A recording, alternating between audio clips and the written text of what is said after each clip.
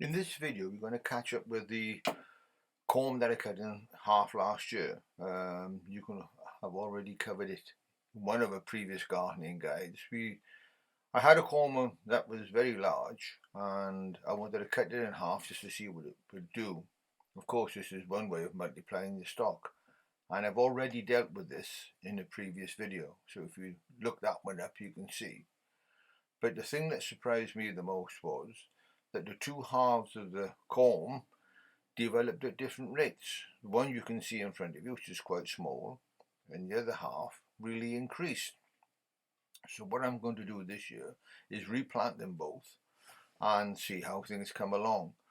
The one thing you have to be very careful of is that the cut face must be dry, and over winter the smaller corm, the face was very soft, so I've given that a couple of days on a shelf facing the sun just to dry out.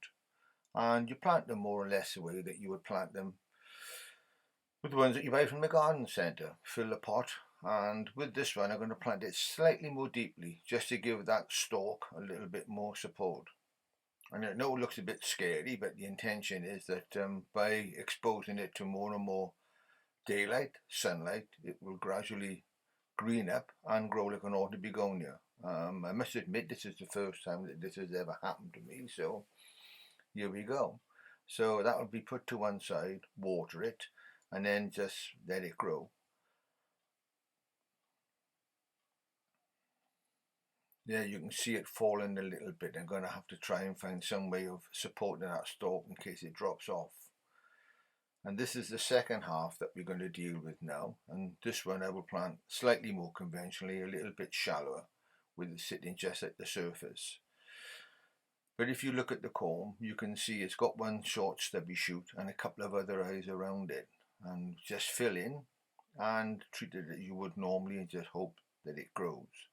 I've not got a greenhouse, so I had to keep them tucked up in a box, and when I opened the box, the stalk obviously had grown quite etiolated because of the lack of light. Once again, that's in another video that you can see how to overwinter them.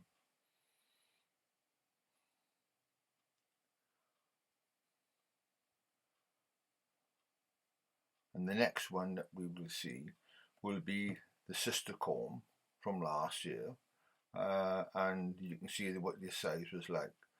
So I only use an ordinary general purpose potting compost. I generally buy the cheapest I can get, as long as it's mostly peat free. And here it comes. You can see this one's got much more even growth in it on the top.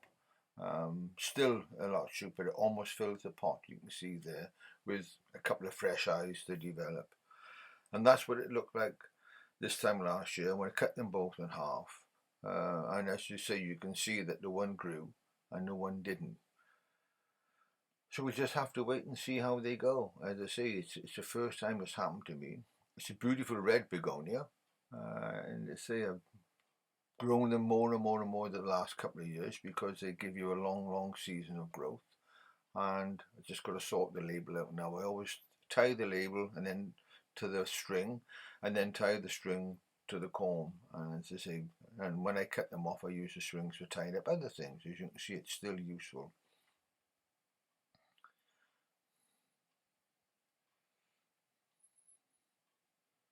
And there we go.